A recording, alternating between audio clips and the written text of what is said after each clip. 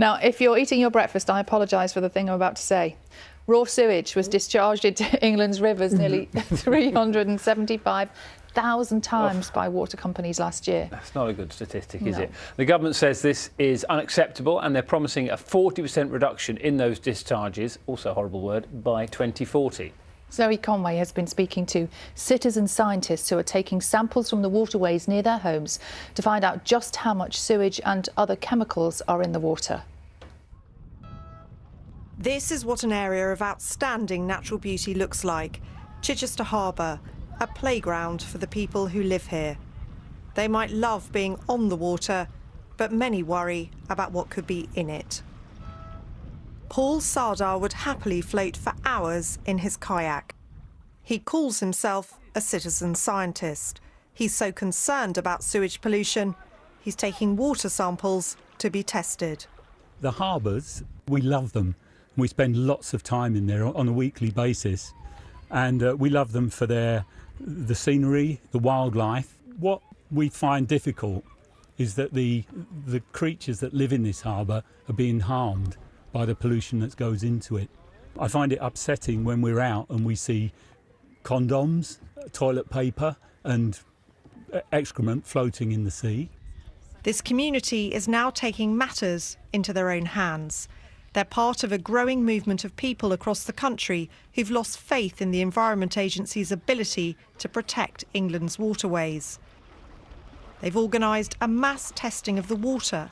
Their samples will be tested for pharmaceuticals and pesticides. Why not just leave this to the Environment Agency? I feel like they've had an awfully long time to deal with this, and they keep on saying that, you know, they're going to do something about it, and year after year passes and it still seems to be the same problems. By starting projects, citizen science projects like this, it gives us a sense of hope that maybe we can take a bit of control and we can actually push for positive change. But it's not just sewage in the harbour that people are worried about. Nearby is the River Lavant. This is a chalk stream, considered to be one of the rarest and most precious rivers in England. Yet for more than 6 months last year, untreated sewage was discharged into this river from the local treatment works. The Environment Agency says the treatment works is being overwhelmed by groundwater, which is rainfall that's made its way underground. It's getting into broken pipes, it's mixing with the sewage, and then it's discharging untreated into the river. Citizen scientist Rob Bailey has been watching it discharging for days on end.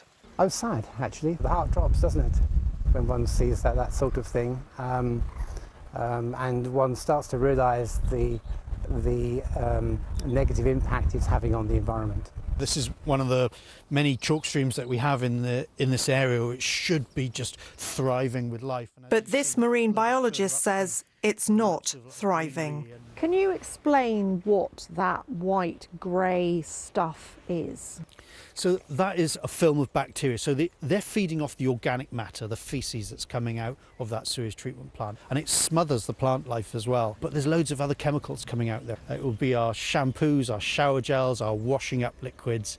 It will be the pharmaceuticals that we take that don't get fully broken down in us. And the other thing that's obvious, just a little way further upstream, there's a lot of life in the river. There's a lot of plant life. You can see a lot of greenery on the riverbed. But then downstream of this sewage treatment plant, it's just devoid of any plant life. Sewage coming out of another southern waterworks last October.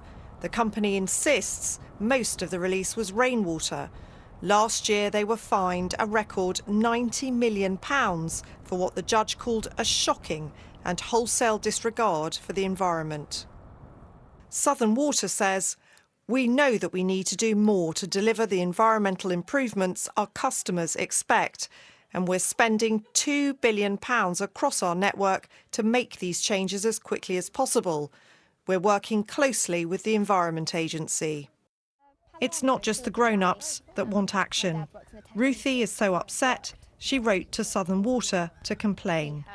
It feels like sometimes because we're kids we can't get listened to by these big corporations like Southern Water, and writing the letter felt like my way of trying to get my voice out there and get the voice of the people here out there. You just want to have fun and play and sail in the harbour, You just don't want to fall in anymore and jump in because it's just really disgusting. The Environment Agency says agriculture is a major contributing factor to pollution in Chichester Harbour. They say, we're currently reviewing our enforcement approach to the situation at the Lavant wastewater treatment works. And they say, we're working with Southern Water to reduce the impact to the River Lavant. The water is such an important part of people's lives here, they're determined to protect it. They're impatient for change. Zoe Conway, BBC News, West Sussex. It's a really important issue, especially when you see the children who are going to use all those waterways. It's not nice, is it? Yeah.